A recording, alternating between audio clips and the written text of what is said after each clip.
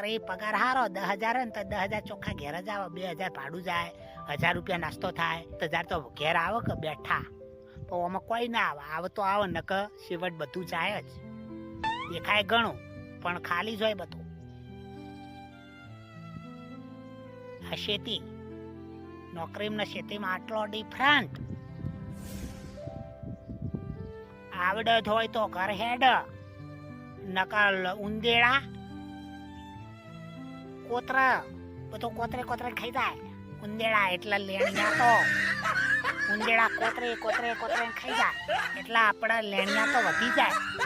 દેવું કરવું પડે, અટાણું ઉધાર લાવવું પડે. કેશે બાટલો લેવા માટે ઉશીના કોકના જોડે લેવા પડે.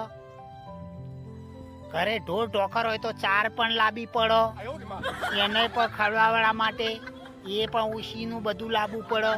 પછી શેતીમાં તો આપણે શેતીનું તો ઉધાર લાયા જ હોય, એ તો પડી જાય શેતીમાં હાલવાનું, એટલા ગંજમાં લીધેલા હોય.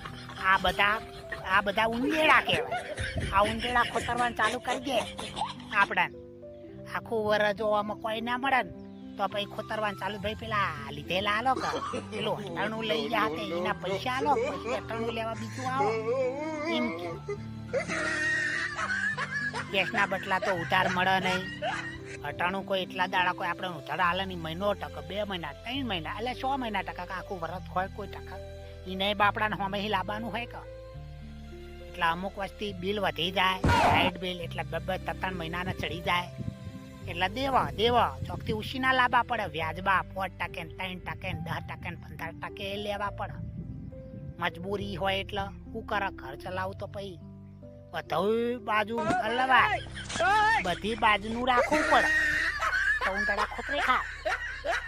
જો આપણામાં આવડત ના હોય તો એટલે પૈસો વાપરતો શીખો. વેતે